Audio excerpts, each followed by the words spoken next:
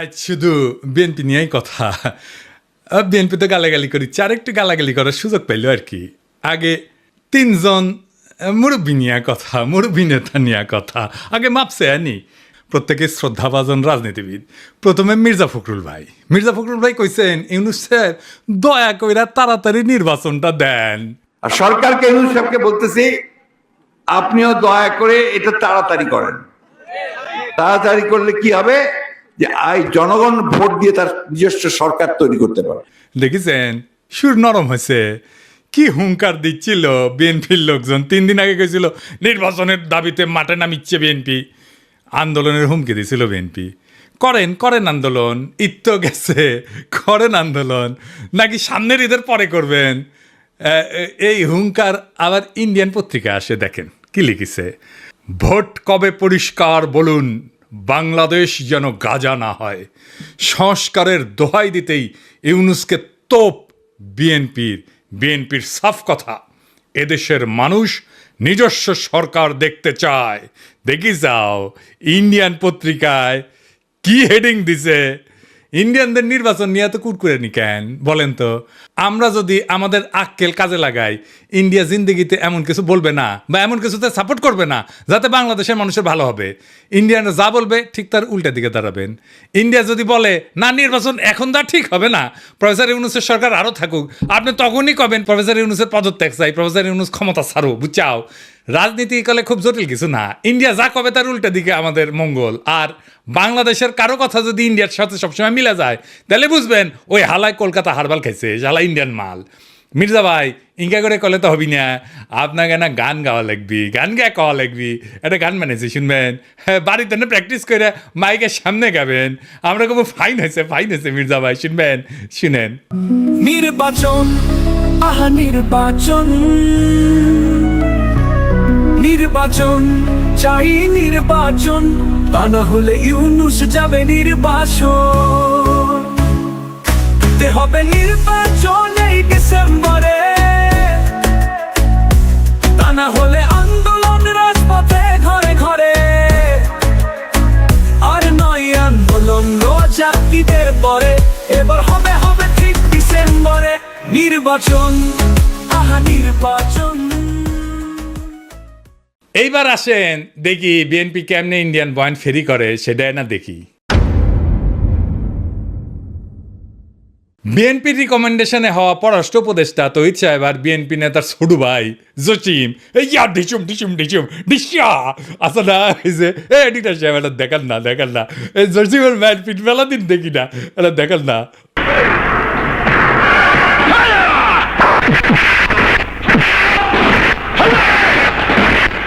আর দেখি যাও ক্যাঙ্কা হিরোইনছি এই জসিম কইল যে 1971-এর জন্য পাকিস্তানে ক্ষমা চাইতে হবে। তো এটা তো আমি আর ইন্ডিয়ান বয়ান। তো এই পানি পড়া সে কই থেকে আসিছে? ইন্ডিয়া থেকে আসিছে, তাই না? সে একই পানি পড়া মির্জা ফখরুল সাহেব পাইছেন, দেখেন উনি কি বলেন। পাকিস্তান সেনাবাহিনী সেই যে হত্যাযজ্ঞ করেছিল তার জন্য আজ পর্যন্ত কিন্তু ক্ষমা চায় নাই। গণহত্যা করেছিল, লক্ষ লক্ষ মানুষকে হত্যা করেছিল, তার জন্য পাকিস্তান এখন পর্যন্ত কিন্তু বাংলাদেশের কাছে ক্ষমা প্রার্থনা করে নাই। উনি মনে করেন পাকিস্তান ক্ষমা চায় নাই, অথচ আমরা জানি তিনবার রাষ্ট্রীয়ভাবে পাকিস্তান ক্ষমা চেয়েছে। একবার মন্ত্রী পর্যায়ে, একবার প্রধানমন্ত্রী পর্যায়ে, আরেকবার রাষ্ট্রপতি পর্যায়ে। তো উনি তো বাংলাদেশ সরকারের মন্ত্রী ছিলেন, সে সময় ওনার মনে হয় নাই যে ওনার পাকিস্তান তো ক্ষমা চায় নাই। এখন কেন বলেন? কারণ ইন্ডিয়া বুঝেছে আমরা তোমার ক্ষমতা এনে দিচ্ছি, এমনি তো হবে না, খরচাপাতি আছে। আওয়ামী লীগ যে সার্ভিস দিত সেটা দাও। কি সার্ভিস? জাহাপনা। মির্জা ফখরুল কইছে পাকিস্তানকে বাম্বু দিবা, ইন্ডিয়া কইছে, তো উনি বাম্বু দিলেন। আচ্ছা এবার বলেন তো এই দল পাকিস্তানের সাথে স্বাভাবিক সম্পর্ক করতে পারবে? ইন্ডিয়া যে ফ্যাসিবাদ চালাইলো কোনোদিন কইছে বিএনপি ইন্ডিয়া ক্ষমা চাইতে? নাকি বলবে জিয়ারে তো খুন করেছে তাই না? এটা কোনোদিন বলিছে? বলে নাই। কিন্তু ইন্ডিয়া আমাদের বন্ধু দেশ বলতে বলতে মুখে ফেনা তুলে ফেলিছে। দেখেন ভারত আমাদের প্রতিবেশী, সবচেয়ে বড় প্রতিবেশী, আমাদের বন্ধু। আমাদের যুদ্ধের সময় 1971 যুদ্ধের সময় আমাদের সহযোগিতা করেছিল।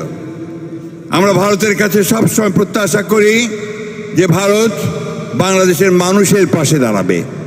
যাই হোক মির্জা ভাই, আপনি তো বলেন মুক্তিযুদ্ধ করেছেন, এটি সেই সময়ের গল্প শুনবার চাই। মানে কোটি কোটি যুদ্ধ করেছেন, কোটি ট্রেনিং নিছেন, কারা কারা আপনার সহযোদ্ধা ছিল, কবে অস্ত্র জমা দিলেন, কি অস্ত্র ব্যবহার করেছেন, মানে হাউস আছে কেন পাকিস্তানের উপরে যেমন বিলা, আপনি তো মনে লয় যে সখানিক পাকিস্তানি আমি জয় বাংলা করেছেন না গল্প করবেন, হাউস আছে আমার কলে। চুপি চুপি কই মির্জা ভাই, আপনার উপরে না হেভি স্টাডি করেছি। কেন করেছি জানেন? আপনারা বোঝার জন্যে স্টাডি করে পেয়েছি কি জানেন, না খারাপ কিছু কমু না, আপনার লাইফ হিস্ট্রি কিন্তু ইন্টারেস্টিং। আপনি ঢাকা কলেজের ইকোনমিক্সের টিচার হিসেবে ক্যারিয়ার শুরু করেন, শিক্ষকতার ক্যারিয়ার, পরে ঠাকুরগাঁও কলেজে ইকোনমিক্সের অধ্যাপক ছিলেন, খুবই জনপ্রিয় টিচার ছিলেন, ছাত্ররা আপনার ক্লাস করার জন্য উন্মুখ হয়ে থাকতো, মার্শাল্লাহ। আবার অদ্ভুতভাবে আপনি বাংলাদেশ সরকারের পরিদর্শন এবং আয় ব্যয় পরীক্ষণ অধিদপ্তরের একজন অডিটর হিসেবে কাজ করেছেন। এই প্রফেসর হওয়ার পরে শিক্ষা বিভাগে আবার ডিজি আসিলেন। এমন সেলিব্রেটেড শিক্ষকের জীবন চাইরা অডিটর কেন হইলেন, এটা মিলাইতে পারি নাই।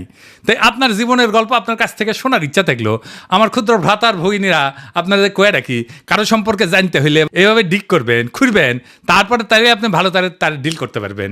যাই হোক, এবার আরেক বিএনপির সিনিয়র নেতারে নিয়ে আলাপ করি, হ্যাঁ, আমির খসরু মাহমুদ।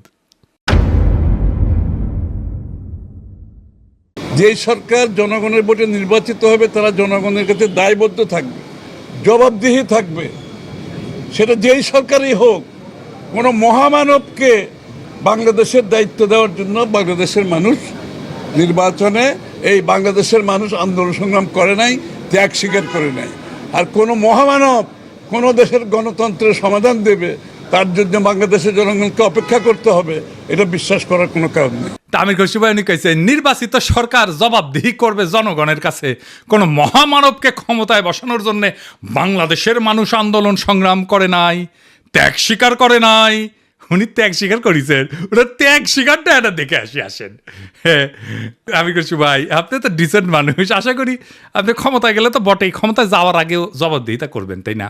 আচ্ছা আমির খসরু ভাই, এই যে হোটেল সেরিনা আপনার ছিল তো না, এখন আপনি কইবেন যে আমি মালিকানা ছেড়ে দিছি, কথা সত্য মানলাম, আপনি মালিকানা ছেড়ে দিচ্ছেন। কয়টা জিনিস বলেন তো, যে জমিটা যার উপরে দাঁড়িয়ে আছে হোটেল সেরিনা, এটা তো চট্টগ্রাম স্টক এক্সচেঞ্জের জমি, তাই না? ওই সময় আপনি চট্টগ্রাম স্টক এক্সচেঞ্জের চেয়ারম্যান ছিলেন, তাই না? তো কি কি হয়েছিল আমি বলি খসরু ভাই, কিছু মনে করেন না, আমার কনফিউশন হয়েছে, কনফিউশন দূর করে দাও আপনার দায়িত্ব। আপনি বিএনপির অতি গুরুত্বপূর্ণ নেতা, আপনি জবাবদিহিতার কথা বলেন, আপনার দলের হাতে রাষ্ট্রের দায়িত্ব যাবেন, আসেন কি কি হয়েছিল দেখি, কোথাও ভুল হইলে ধরে দেন, তাই না? মানুষের ভুল বোঝা ঠিক না আপনারে, তাই না? 1995 থেকে 2001 সাল আপনি তখন, এটা আওয়ামী লীগের আমল, আপনি তখন চট্টগ্রাম স্টক এক্সচেঞ্জের চেয়ারম্যান ছিলেন। এই সময় রাজুক থেকে ঢাকার Banani road number 17 plot number 27 Chattogram stock এক্সচেঞ্জের টাওয়ার নির্মাণের জন্য কেনা হয়, মাশাআল্লাহ। কিন্তু সমস্যাটা হইতেছে, ভবিষ্যতে এই জমি আপনার ব্যক্তিগত মালিকানায় পরিণত হবে। কেমনে হবে? এটা বিশাল স্টাডির ব্যাপার, মেলা সময় লাগিছে কলে, এমন কঠিনভাবে এটা খাইছেন আপনি, মাশাআল্লাহ, জটিলভাবে খাইছেন কলে আপনি। এটা আপনার আমার স্যালুট জানানো লাগে। যদি এরকম জমি জমার লোভ টোপ থাকলে হইনি না আমি গেল আপনার ছাত্র হইলাম নি। কি চমৎকারভাবে যে আপনি খাইছেন এটা। তো জমিটা পাইছেন, রেজিস্ট্রেশন হয়নি এখনো রাজুক থেকে। তো 25শে সেপ্টেম্বর 1999 সালে 74তম বোর্ড মিটিংয়ে চট্টগ্রাম স্টক এক্সচেঞ্জে সিদ্ধান্ত হয় যে প্লটটা ডেভেলপারকে দেবেন। ডেভেলপারটা ঠিক করে ফেলেন, আপনার নাম হচ্ছে গোলাম সারোয়ার। মুশকিলটা হইতেছে উনি আপনার ভগ্নিপতি। তখন প্লটের রেজিস্ট্রেশনই হয় না। রেজিস্ট্রেশন হওয়ার আগে আইনত আপনি ডেভেলপার নিয়োগ দিতেই পারেন না। আপনি ডেভেলপারকে নিয়োগ দেন ওই মিটিংয়েই, এটা একটা প্রক্রিয়ার লঙ্ঘন, কারণ এটা তো আপনার ব্যক্তিগত প্রতিষ্ঠান না। 19শে জানুয়ারি 2000 সালে রাজুকের সাথে রেজিস্ট্রেশন হয় আপনার চট্টগ্রাম স্টক এক্সচেঞ্জের। আপনি চেয়ারম্যান থেকে নিজের ভগ্নিপতিকে ডেভেলপারের দায়িত্ব দিতে পারেন? হ্যাঁ, আপনি মুরব্বী মানুষ, জিজ্ঞেস করলাম আর কি। মানে ধরেন আমি যদি কখনো চট্টগ্রাম স্টক এক্সচেঞ্জের চেয়ারম্যান হই, আমি কি আমার ভগ্নিপতির স্টক এক্সচেঞ্জের জমিতে বিল্ডিং বানানোর জন্য ডেভেলপার হিসেবে নিয়োগ দিতে পারবো নাকি পারবো না? এটা কয়া দিলেন আর কি, এনে শুনলাম মুরব্বী মানুষ না। আচ্ছা, এইবার 15 নভেম্বর 1999 75তম বোর্ড মিটিং, মানে একটা পরেই আর কি, এখানে সিদ্ধান্ত হয় যে গোলাম সারোয়ারের সঙ্গে চুক্তি হবে যে চট্টগ্রাম স্টক এক্সচেঞ্জকে উনি বেসমেন্ট এবং 5টা ফ্লোর দেবেন, মানে 6টা আর কি। ভালো কথা, এই 5টা ফ্লোরের কথা মনে রাখেন, বেসমেন্ট সারা 5টা। হ্যাঁ, এরপর 13 ফেব্রুয়ারি 2000 সালে চট্টগ্রাম স্টক এক্সচেঞ্জের বোর্ডকে পাশ কাটায় স্টক এক্সচেঞ্জের সিইও ওয়ালিউল মারুফ মার্টিন এবং গোলাম সারোয়ার আপনার ভগ্নিপতি, এই দুইজনের মধ্যে একটা আনরেজিস্টার্ড চুক্তি হয় যে চুক্তি কখনো রেজিস্ট্রেশন হয়নি। আপনি আগে বোর্ডের মিটিংয়ে ডিসিশন নিয়েছিলেন 5টা দিবেন ফ্লোর, এইখানে আপনি লিখলেন 4টা ফ্লোর দিবেন, এটা কমে গেল আর কি। এইটা অবৈধ চুক্তি এবং জালিয়াতিপূর্ণ চুক্তি। এইখানে পেনাল কোড 467, 468 এবং 471 ধারা লঙ্ঘন হয়েছে, আইনের ভাষায় কইলাম আর কি।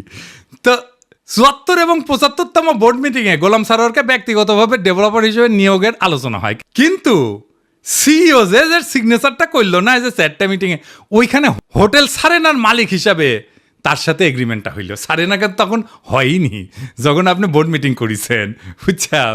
তো এই সিইও ওয়ালিউল মারুফ মার্টিন সে বোর্ড মিটিং উপেক্ষা করে সারিনার সাথে একটা চুক্তি করলো। সে কি পারে? হ্যাঁ, পারে না, তাই না? যাই হোক, স্টক এক্সচেঞ্জের তরফ থেকে আনুষ্ঠানিক বা বৈধভাবে সারিনাকে কোনো দায়িত্ব দেওয়া হয়নি, তাই না? হ্যাঁ, বোর্ডকে পাশ কাটায় যে আপনি সারিনাকে দায়িত্ব দিলেন, এটা আপনি পারেন না। এরপর 23শে মে 2000 সালে গোলাম সারোয়ার মানে আপনার ভগ্নিপতিরে একটা পাওয়ার অফ অ্যাটর্নি দেওয়া হয় যাতে জমি বন্ধক দেওয়া, আর্থিক ক্ষমতা দেওয়া হয়, কিন্তু ওইটাতে আবার কোনো ফ্লোর বন্টনের উল্লেখ নাই। এই চুক্তিতে বোর্ড অনুমোদনেরও উল্লেখ নাই। 10ই জুলাই 2000 সালে আপনি এবং বাদী আপনার স্ত্রী সারিনার 50% শেয়ারের মালিক হয়ে যান, কিনে নেন আর কি। কী টাকা দিচ্ছেন কে জানে। হ্যাঁ, ভগ্নিপতিকে রাস্তা তৈরি করে দিচ্ছেন, এখন নিলেন শেয়ার। 2010 পর্যন্ত হোটেলের মালিকানা ছিল আপনার। এইভাবে প্রাতিষ্ঠানিক সম্পদকে পারিবারিক ব্যবসায় রূপান্তর করে ফেললেন। এটা একটা জ্ঞাত ষড়যন্ত্র, ইংরেজিত কয় ক্রিমিনাল কনস্পিরেসি। ইংরেজিত যেহেতু কইছে ঠিকই কইছে। হ্যাঁ, 20শে নভেম্বর 2004 সাল রেজিস্ট্রেশন হয় জমিটার গোলাম সারোয়ারের নামে। অদ্ভুত ব্যাপার। তবে দলিলে সম্পূর্ণ ভবনের উল্লেখ নাই, দামে ব্যাপক গড়মিল দেখানো হয়, এটি সরকারকে রাজস্ব ফাঁকি দেওয়া হয়। দলিলে প্রকৃত দাম না দেখানো পেনাল কোডের 420 সিটিং এই ধারার আওতায় পড়ে। এইবার ভবন নির্মিত হয় আলহামদুলিল্লাহ। জিলাপি টিলাপি খাওয়া হয়, বিলার টিলার দেওয়া হয়। ভবনের অনুমোদন ছিল কত? 15 তলার। আপনি ভবনটা বানাইছেন কত? 20 তলা, 5 তলা এক্সট্রা, 12 হাত কাকুরের 13 হাত বেশি দেখেছি না, সেরকম 15 তলা অনুমোদিত বিল্ডিংয়ের 20 তলা হয়ে যাওয়া দেখলাম আমরা। এটা রাজুকের নিয়ম ভঙ্গ কইরা অবৈধ নির্মাণ, নগর উন্নয়ন আইনের গুরুতর লঙ্ঘন। আর চট্টগ্রাম স্টক এক্সচেঞ্জের 4টা ফ্লোর পরে এটা কমায় 4টা করা হয়েছিল না, সেটা আসলে যে অতিরিক্ত ফ্লোর বানায় 2টা থেকে দেওয়া হয়েছে। মানে মাছের তেলে মাছ ভাজিছেন, পুরা বিল্ডিং আর জমিন মালিক হয়ে গেছে আমির খুরশি মাহমুদের পরিবার। বুঝেছাও? মজার এই দারুণ চালাকি কইরা এমন একটা জায়গায় আপনি সম্পদ বানাইলেন, কি ফাইন সিস্টেম কইরা। আচ্ছা, খালেদা জিয়া এতিমখানার টাকা সরান নাই, টাকা ব্যাংকে ছিল, কিন্তু উনি নাকি নিয়ম মানেন নাই, তাই উনারে জেলে নিল হাসিনা। আপনার নামে কেন কোনো মামলা হইল না? আপনি তো বলেন আপনার মালিকানা নাই। মালিকানা ছিল তো ওই সময়, এক সময়, তাই না? ওই মালিকানা কি আপনি নিতে পারেন? আপনি ডিউ ডিলিজেন্স করেছিলেন? করেন নাই। আপনি জানতেন না 15 তলার পারমিশন নিয়ে 20 তলা বানানো হয়েছে? হ্যাঁ, তাও তো শেয়ার কিনেছেন। আপনার তো ডিউ ডিলিজেন্সই ধরা পড়ে যাওয়ার কথা। এই সারিনাতেই তো আপনি আবার ফার্মের বাসায় দান্দিক বোকাচোদাদের নিয়ে মিটিং করেন, কমিউনিস্টদের নিয়ে। ইনভেস্টমেন্ট সামিটের টাইমেও মিটিং করেছিলেন। আপনার কি প্রফেসর ইউনুসকে জবাবদিহিতার কথা বলা মানায়? আমি খুশি ভাই। হ্যাঁ, আগে দেখতাম মানুষ রাজনীতি করতে এসে গরিব হয়, বাংলাদেশে দেখতেছিস খালি সবাই বড় লোক হয়, বড় লোক হয়, বড় লোক হয়, টেকায় খালি টেকা। আমির খুশি ভাই, এটাই সমস্যা কি? সমস্যা হচ্ছে টেকা কামানোর জন্য রাজনীতি যদি কেউ করে, তার মাথার তো খালি টেকা আর ধান্দা ঘুরবি। রাষ্ট্র তো একটা হিউজ রিসোর্স, তাই না? ওই রিসোর্সের মালিকানা নেওয়াটাই কি রাজনীতি? আপনি তো রিক্সাওয়ালা, ঠেলাওয়ালা, গার্মেন্টস শ্রমিক, বাস শ্রমিক, কৃষক, ক্ষেতমজুর, ক্ষুদ্র ব্যবসায়ীর কথা ভাবতে পারবেন না। দল মূর্খ সদাদের পাবেন, আইসা গালাগালি করবে। শীর্ষ নেতারা মেদিনীপুরের ভাষায় কথা বলবে, আর মূর্খ সদাদের আইসা আমার মালওয়ান করবে, গালি দিবে। সব আর্কাইভ করা আছে। ইলেকশনের আগে গালির কোলাস কইরা কোন নেতার সাথে ওই মূর্খ সদা ছবি তুলিছে, সেগুলো দিয়ে এপিসোড বানাবনি। মিলিয়ন মিলিয়ন দেখে দেখবি, ফ্রি ক্যাম্পেইনে করে দিব।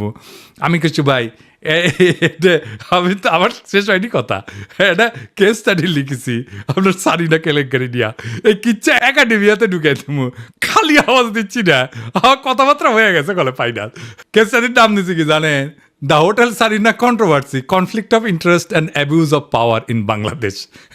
এটা মেলা জায়গায় পড়ানো হবি, এটা কর্পোরেট গভর্নেন্সে পড়ানো হবি, কনফ্লিক্ট অফ ইন্টারেস্টে পড়ানো হবি, ম্যানেজমেন্টে পড়ানো হবি, পলিটিক্যাল সায়েন্সে পড়ানো হবি। কোনটি না, কতগুলো জায়গায়। আরও দিন সাথে যাবি ফাইনাল করার জন্যে, আপনি বিখ্যাত হয়ে যাবেন। কইছিলাম না আমাকে লেরো না, হ্যাঁ, কাকে লেরতে কাকে লেরে ফেলেছেন। এবার মির্জা আব্বাস ভাই। মির্জা আব্বাসের ভাবিছিলাম কিছু কমু না, এরে ওরে দিয়া মেসেজ পাঠায়, আমি যেন আর কিছু না কই, আমি যেন তারা না ধরি। আবার নিজে তার দলের কর্মীদের লালায় দেয়, কয় নাকি সোজা হয়ে যাব। শুনেন। আপনার ফেসবুক চালান নাকি? চালান, জবাব দেন না কেন? জবাব নাকি ফেসবুকের মধ্যে উল্টাপাল্টা কথা রাখে, জবাব দিয়ে দিয়ে এগুলো সোজা হয়ে যাবে। মিথ্যা কথা বলবেন, অপপ্রচার করবেন, অপকথা বলবেন, কথা বলবেন, কুকথা বলবেন, একটা মানসিক চরিত্র হরণ করবেন, এগুলো কি ভাই? আমরা রাজনীতি ছেড়ে দেবো, আপনারা একটু দেশে আসেন। আপনাদের অনেক জ্ঞান, আপনাদের অনেক বুদ্ধি, আপনাদের জ্ঞান বুদ্ধি আমাদের অনেক প্রয়োজন। আপনারা দয়া করে দেশে আসেন, বুদ্ধি দেন, কথা বলেন, কাজ করেন, মেনে নেব। আমরা রাজনীতি করবো না, আপনারা আসেন না। দেশে আসেন, দেশে আসেন, এই কথাটা আপনার দলের ভারপ্রাপ্ত চেয়ারপারসনরা কইতে পারেন না? আমি কি দেশে গেলে আমরা প্রাইম মিনিস্টার বানাবেন? ভারপ্রাপ্ত চেয়ারম্যানরা তো প্রাইম মিনিস্টার বানাবেন, আমারও তো বানাবেন না। দেশে আমারে ডাকেন কেন? উনারে ডাকেন। কয়দিন আগে কইছিল না সংস্কার করলে ছুঁড়ে ফেলে দিবি, আবার কি কইছে? আমি কখনো কই নাই। 2 দিনে কথা ঘুরে ফেলছে। কে সোজা হয়ে যায় দেখি চাও কে সোজা হয়। হ্যাঁ, দেশে দাগ ইচ্ছে যে ভাবিচ্ছে যে দেশে গেলে দাবরানি দিবি, আমার দাবরানি কেমনে দিবি জানেন? এই যে তার দলের নেতা স্কুল শিক্ষকের কলজা টেনে ছিঁড়ে ফেলাতে চায়, দেখি চাও। টানি ছিঁড়ি ফেলবো, একবারে টানি ছিঁড়ি ফেলবো তোমার। সেনো তুমি, সেনো চলো, তোমার খারাপ খুব আমাদের একবারে নিশ্চিন্ন করে দিব তোমার। কি বালের কথা বলো তুমি? সেনো বিগ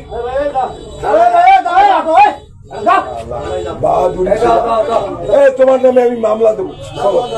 কবিলক্ষণ দাও, কি বলবো?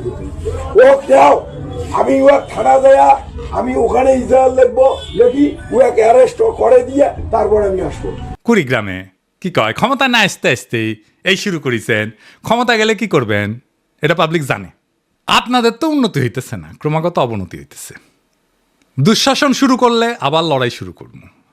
দেশের মানুষকে তো আর অরক্ষিত রাখা যায় না। মির্জা আব্বাস ভাই, আমি সোজাই আছি, কিন্তু আপনারা একেবারে ফ্ল্যাট করে দিব, একেবারে হুতায় দিব, উঠবার পারবেন না। এই বুড়া বয়সে আপনি কল্পনা করতে পারতেছেন না আপনারা আমি কোন দিক দিয়ে ধরবো। মিশা কথা আমি কইছি, কোন কথাটা মিশা কইছি কইবেন? হ্যাঁ, কোন সেক্টরে মুক্তিযুদ্ধ করেছেন, কার সাথে যুদ্ধ করেছেন? আমি নানাভাবে ক্রস চেক করিয়া কইছি আপনি বালের মুক্তিযুদ্ধ করেছেন, মুক্তিযুদ্ধের নামে মিথ্যাচার করেছেন। দিন বদলাইছে মির্জা আব্বাস ভাই, শেরের উপরে শোয়াশের আছে। শোনেন মির্জা আব্বাস ভাই, মানুষের 3টা জিনিস ডরায়, এই ডর দেখায় মানুষের শাসন করছেন এতদিন। জানের ভয়, সম্মান হারানোর ভয়, আর সম্পদ হারানোর ভয়। আমার জানের ভয় নাই, সম্মান হারানোর ভয় না, আমার সম্মানই নাই। আপনি কি নিবেন? আর সম্পদ এটাই, এই যে এটা কেড়ে নিতে পারবে না কেউ। আপনার লেসপেন্সারদের পিছে লেগে দিতে পারেন, বালটাও শিখতে পারবেন না। বাংলাদেশের পলিটিশিয়ানরা দুধে দেওয়া তুলসী পাতা না, সব বিগ শটের আমল নামা বাইর করবো টাই না। এইভাবে এই দুর্নীতি আর দুর্বৃত্তায়নের খাজে খাজে বাংলাদেশের রাজনীতি আজকাল এক অলিক নাট্যশালায় পরিণত হয়েছে, যেখানে দাবি দেওয়া আর আচরণ 2টা ভিন্ন গ্রহে বাস করে। এখানে কেউ মুক্তিযোদ্ধা হয়েও যুদ্ধের ইতিহাস বিকৃত করে, আবার জনগণের শাসনের বুলি আওড়ায় চতুরতায় জনগণের সম্পদকে ব্যক্তিগত সম্পত্তিতে রূপ দেয়। আজ যারা ক্ষমতার বাইরে তারা জবাবদিহিতার গান গায়, কাল যখন তারা ক্ষমতায় তখন জবাবদিহিতার ঊর্ধ্বে ওঠায় হয় তাদের অভিষ্ট। রাজনীতি আজ জনগণের না, নিজের ভাগ্য বদলানোর জাদুর কাঠি। আজ যে দল ইন্ডিয়া বিরোধী স্লোগানে জ্বলে ওঠে, তার বয়ানি আবার ভারতীয় লাইন টু লাইন কপি হয়ে ফিরে আসে ঢাকার রাজপথে। যারা বলেন আমরা নির্বাচিত সরকার চাই, তারাই আবার নির্বাচন আগে নয় পরে টাইপের গানের লিরিক গায়। কেন? হ্যাঁ, কারণ এবার মিউজিক ইন্ডিয়া বানাইছে। আর আপনি যদি জনগণের পক্ষ নিয়ে কথা বলেন, আপনাকে বলা হবে তুই কিসের দেশপ্রেমিক। অথচ প্রশ্ন করার সময় এখনই। জানতে চাই, আপনি যদি জবাব দিতে চান, নিজে কবে জনগণের সামনে দাঁড়ায় জবাব দিছেন? একবার বলেন, একবার দিচ্ছেন জবাব? জনগণের সামনে দাঁড়ায় জিন্দেগিতে দেন নাই, এখন জবাব দিতে চাইতেছেন আপনি প্রফেসর ইউনূসের কাছে। বাহ, মজা আরই মজা। আপনি যদি বলেন দুর্নীতি হবে না, আপনি নিজের জীবনে কোন অধ্যায় প্রমাণ করছেন? দেশের মানুষ সব বুঝে, বোকা না। এখন কেউ চোখ বন্ধ করে ভোট দেয় না। তারা জানে ঢাকা শহরের প্রত্যেকটা বিল্ডিং এর ছায়ায় লুকায় থাকে এক একটা রাজনৈতিক ষড়যন্ত্র, একটা দুর্নীতির ইতিহাস। এখন সময় আসছে গলা ছেড়ে বলার, এই দেশ কারো বাপের না, পারিবারিক ব্যবসা না। এদেশের জমি, গ্যাস, শিক্ষা, ভোট সবই জনগণের সম্পদ। আর এই সম্পদের হিসাব চাই, জবাব চাই, বাম ডান না, ন্যায় অন্যায়ের মাপকাঠিতে। কারণ আজ আপনারা রাষ্ট্র ক্ষমতা নেওয়ার কথা বলতেছেন, নির্বাচনের কথা বলতেছেন, আপনার বগলে পুরানা লুটের খতিয়ান। এই বাংলাদেশকে আমরা বদলাবো, বাংলাদেশকে আমরা আমাদের স্বপ্ন দিয়ে সাজাবো, আমাদের বর্ষা বিপ্লবের স্মৃতি দিয়ে ভরাবো। এই দেশ আপনাদের মতো নেতাদের না। এই দেশ প্রত্যেক জনতার, প্রত্যেক নাগরিকের। এই দেশের মালিক আমরাই আমজনতা। আমরা যা চাইব, জনতা যা চাইবে, দেশ সেভাবে চলবে। রাজনৈতিক দলের ইচ্ছার কাছে আমাদের ভাগ্যকে আমরা আর বন্ধক দেব না। ইনকিলাব জিন্দাবাদ।